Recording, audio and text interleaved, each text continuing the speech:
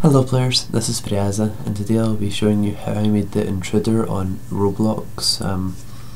It's one of my, well, it is my most recent game. I made it a few weeks back. You might have seen it on the trailer already on my channel, but if not, it's a kind of horror, point and click adventure styled short wee story game, which is also one player, which I made in Roblox.com using Roblox Studio and Rblx Lua, or Lua, sorry. The story is that you're presumably a youth at home at 1 AM and somebody breaks into your house, but you don't know that, you just hear a noise, so you go to check on it and decide it's nothing. But the story unravels that it is much more than that, and so you go your battle with the intruder. First of all, what I did first, I heard you like first, was make the map. The map took about 3 hours to make. I'll quickly scan over it.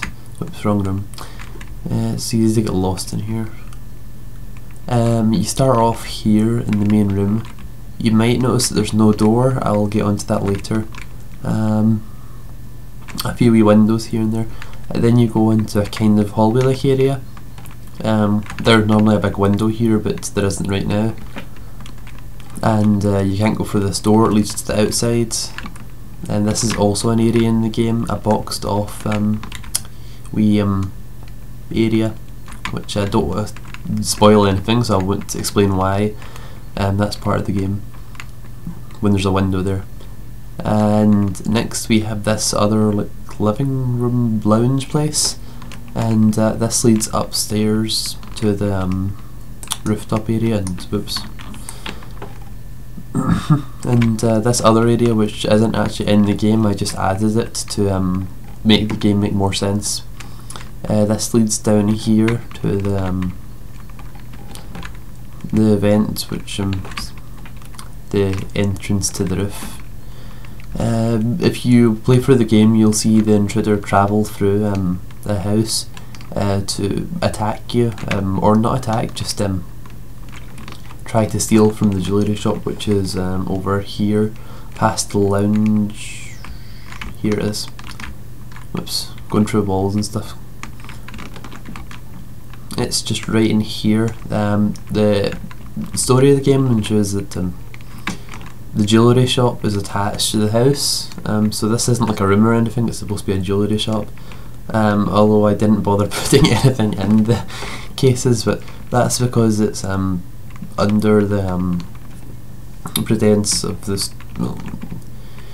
pretext that the intruder stole all the jewels. I don't know. I didn't think that. I didn't think it through that much, I admit. Anyway, next room is the kitchen, and then we have the bedroom, and a wee side area here. That's the layout of the house. I actually did quite a wee bit of planning for this game. I thought it all out first, which is unusual for me. Usually I just go ahead and do it, but because this is a one-player story game, which I actually had the story down beforehand, it's different than any other game I've made. I actually knew what I was doing beforehand. Like in the likes of Friaza's game, Martial Arts Battle Arena, I was like, I want to make a game, and then I just like keep making it until it was done without previously thinking about anything about the game. So a lot of the consistency and story aspects of the game don't make sense. Like you're in Friaza's game, you're thrown into a world which isn't explained to you. There's no tutorials, you can get killed instantly, and you just try and get tips off Azareth, I guess. And well, anyway, this isn't about Friaza's game. This is about the intruder. So yeah, the reason there's no doors here is because I wanted to make this a one-player story game. That isn't actually the reason, but I'll go into that. So to have a one-player story game, I need each player to not get in the other player's way, which was the tricky part. If you've seen my Murder Manor game, which was the horror game I made like weeks or even a week after I'd learned basic scripting, all players can interrupt each other's story. they just run around seeing pop-ups, and even that gets messed up. It was a mess. I really just used pop and transparency and positioning for that, but that game turned out pretty well. But anyway, to make it truly one player, I put the player's character and all the important items of the story inside the player's camera. So they all start out in lighting. These items include the crowbar, loads of doors, guns. I won't go into that, don't want to spoil anything. A trip detector, which is used to activate a cutscene. A few of the doors are also trip detectors, but yeah. This window here, as you can see, it's kind of like highlighted here. This is where it would go, which divides into 18 parts later. So yeah, the window block, which is a kind of like invisible barrier, which triggers on and off as the story progresses. And there's another invisible wall here, which yeah, it starts off like here and then it turns sideways, allowing you to access a jewellery store. I'm actually pretty proud of how that turned out. I designed the room so that I'd only need to rotate it 90 degrees to barricade off the room perfectly. So that worked out really well. Thought it would be more trouble testing it, but I actually got all the angles for the door and that's down pretty well. Although a few of the doors are slightly unangled, but it looks like it's on purpose, so that's cool, I guess. Anyway, now that I've explained that some things aren't already on the map, the map itself, there only is like one actual map. It's just that the items that you interact with physically in the game are yours. Nobody else has those. It's, well, they have their own, but yours are yours, theirs are theirs, kind of thing. There's another thing that's inside your camera, the stranger itself.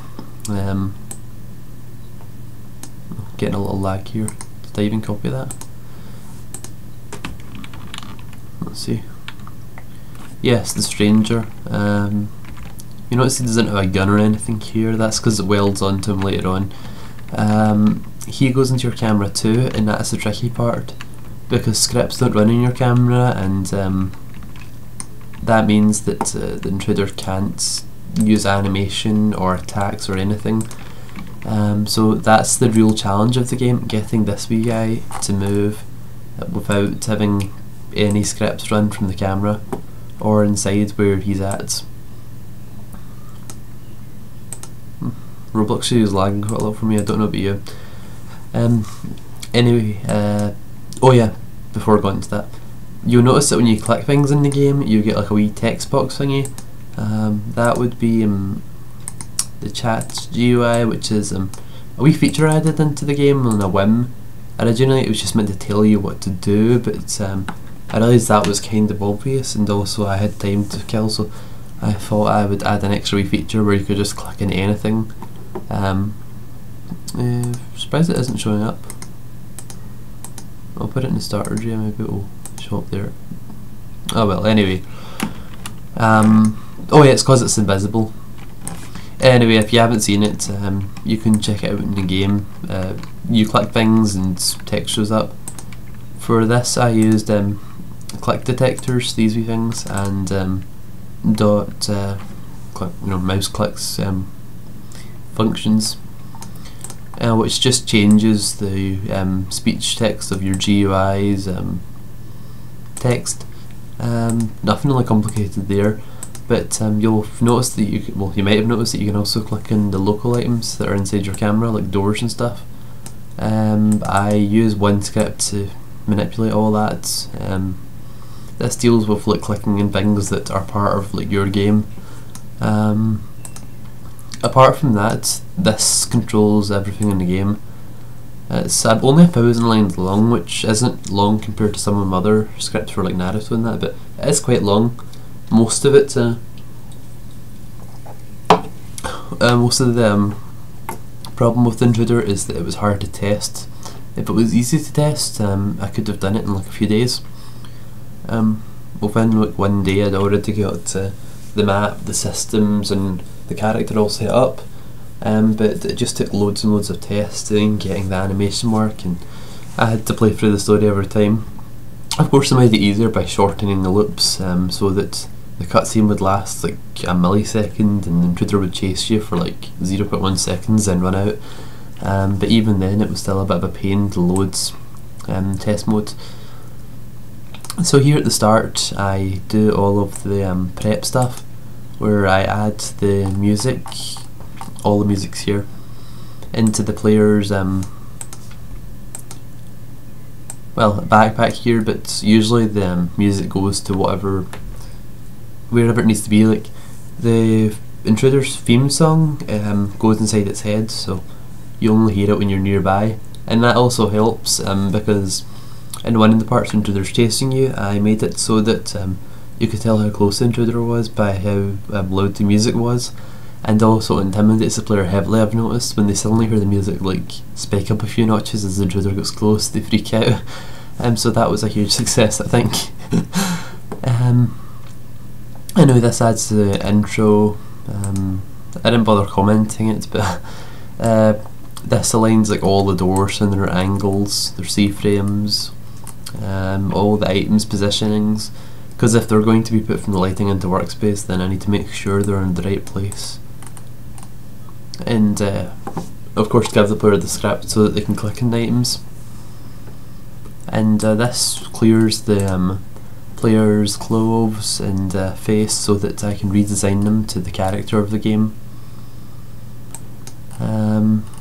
So yeah, you get this, it's just adding the 2.0 body, clothes, face, hair, welding it on, body colours. And this is where the game starts.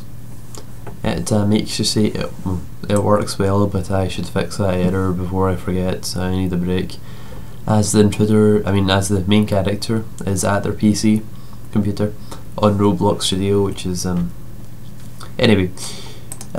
After 53 seconds or 60 seconds, the intro kind of stops about 5 seconds in, so it's really about a minute anyway. You hear glass breaking, and well, I don't explain what actually happens in the story or spoil it, but yeah, I used camera a lot, like particularly things like field of view, and also scriptable camera helped a lot. I didn't do it in my first camera tutorial, but I'm planning on doing another tutorial. I'll go into that when it shows up though. Let's see. Oh yeah, I have quite a lot of functions here. You'll notice there's a lot of like door touch and hold trigger touch and all that.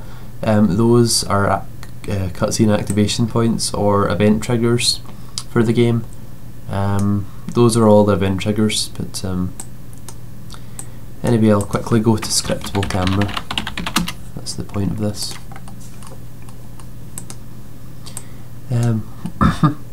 I actually didn't do this before, so it took a while to get used to it, because scriptable camera was some new feature which I'd checked out, but I didn't really know how to use it, and I couldn't really find the tutorials on it, but my good friend Sora9000 explained it to me how it worked, so I ended up using that in the game. But before that I'd made two camera systems I didn't like for the game, but I wanted one that looked at the intruder as he passed, so that was the main problem, and for that I needed scriptable camera. So yes, well, I could have done it without scriptable camera, but I'd need to make an invisible block, C-frame it in mid-air, and that would be a major hassle. So yeah, changing the camera's coordinate frame to set variables like the spot position and pause, and pause being the head of the intruder, which I wanted to follow. So I would be setting it to, spot first, spot. Yeah, spot would be workspace.allCam, which is an invisible brick. So it would position itself to the invisible brick's position, and then this is the invisible brick's position, and then it would follow the intruder's head. So it wasn't actually that hard, because then all I needed to do here was make the intruder's humanoid move. So since this was already running anyway, I could just do the movement here, and the animation elsewhere. So using humanoid move to animate the intruder walk to set items or positions. There's quite a nice cutscene later on in the game. Is it all? Yeah. Whoops, didn't mean to type. Yeah, hold trigger touch, which I'm quite proud of. I used a bit of maths here. I set a Z variable to -150 and the X variable to 42.4. Then using a loop, I made the intruder do certain things at certain times. Like here, at the 9th loop at 150, he'd jump because that's when he walks off of the chimney, and then he would stop for a second, presumably catching his balance, then start walking again. Then about a third into the cutscene, the intruder would say no more wasting time, and then slow down so that well, yeah. And here's where the Z and X variables come in handy. I increase them, and if the loop's like less than halfway through, it will increase by, the X will increase by 1, but if it's between 75 and 150 loops, then it will decrease. That's because the camera pans from let's see, just so I can demonstrate. The camera pans from here and it goes up past the intruder down to here. So I wanted to give that effect, so that's why I used the variables. So instead of setting to a set points like the previous cutscene, this sets to the coordinate C-frame of the camera to the vector 3.u at -68, minus X, minus Z. The X and Z are just numbers. I don't know if that's like X, Y, Z, or it changes a lot in Roblox. So 1 second it's X, Y, Z, the next second is anyway. And pause is set because pauses the intruder's head once again. It wasn't actually that hard. It's just two variables which increase and decrease so that you go over the building. The music changes a lot too. I actually commented this out, never used it. It's the only thing I commented out in the game because I wasn't sure what music I wanted. I still question my music choices for the game, but since we can't add our own music for copyright reasons, we don't have a lot of choice. So I guess the music worked out pretty well. It also gave the game a nice wee addition, but it'd be cool if I could have added my own music. I don't really want to spoil anything about the game, but yeah, that's pretty much how I did it. It's all to do with touch detectors, scriptable cameras, which really helped. The music helped the game a lot too. The chat system with click detectors, that really added something to the game. And of course the animation, that is controlled from just one of the basic animation script in Roblox, which controls everything for you. I just put that in the lighting folder and made it control the animation of the intruder from the backpack. It took me a while to understand how that worked, but once it did, it worked perfectly. I'm really surprised. I had a lot of trouble with animation in the past, so I really learnt a lot from making this game. Although the ending for the game was a little dark. Oh yeah, another part is you might notice that if you've got to the end of the game, that you can use the gun. For this, it's just a simple button 1 down script. You might want to learn from this one. It's just a local script that goes in your backpack, and when the player clicks their mouse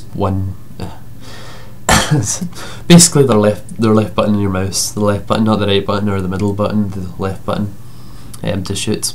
It'll connect the function shoot, which is up here, and then it will find your right arm and create a bullet from it, and try to do a bit with the cursor of the mouse to give it a bullet icon, but it doesn't appear to work in the play mode, so that's weird.